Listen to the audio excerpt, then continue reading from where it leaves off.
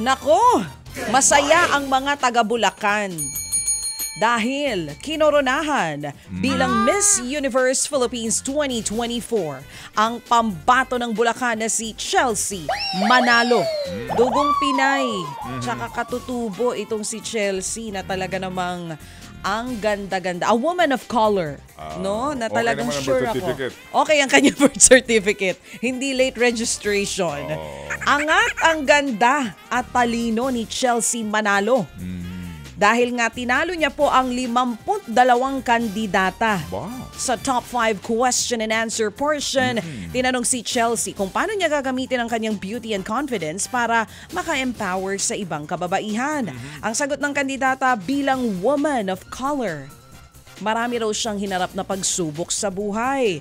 Pero tulad ng palaging payo sa kanya ng kanyang ina, naniwala lang daw siya sa kanyang sarili at sa values na mayroon siya. Dahil dyan, na-impluwensyahan niya raw ang marami bilang isang transformational woman.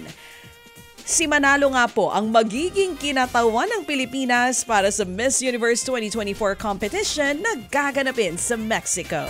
Sana po manalo ka. Good Samantala luck! po naman, ipalalabas po sa prime time ng TV5 ang hit kapatid afternoon series na nina Kiko Estrada at Sara Labati na Lumuhod Ka sa Lupa. At ayon sa bidang si Kiko, nagulat ang buong cast ng serye dahil nitong Martes lamang nila nalaman na ililipat na sila sa prime time.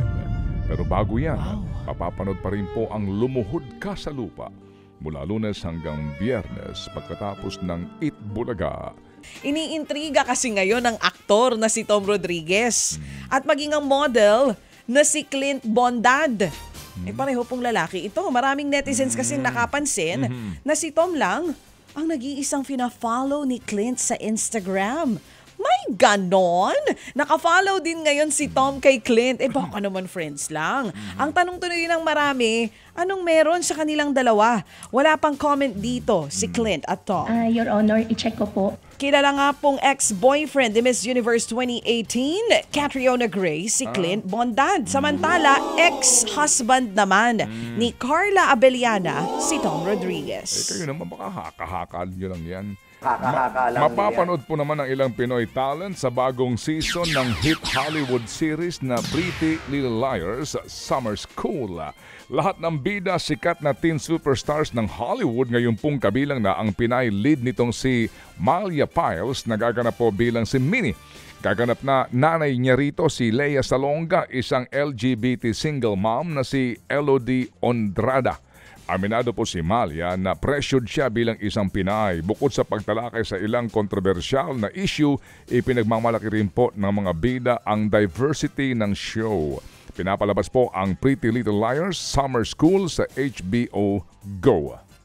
Samantala, magkakaroon ng comeback ang tambalan ng mga K-drama superstars na sina Kim Woo Bin at Bae Suzy. Para yan sa paparating na Netflix series na All the Love You Wish For. Sus, eto na. Eto na nga, Nanay Christy, lalo pa itong naging exciting dahil susulat ng serye ay ang legendary screenwriter na si Kim Yoon-suk. Siya ang nasa likod ng ilang classic hit K-drama series katulad ng King, Eternal Monarch, The Glory, Descendants of the Sun at maraming iba pa. Ang tingin ng ilang K-drama fans, supernatural rom-com ang magiging proyekto ni Woo Bin at Suzy. Huling nagtambalang dalawa sa hit 2016 series na Uncontrollably Fond.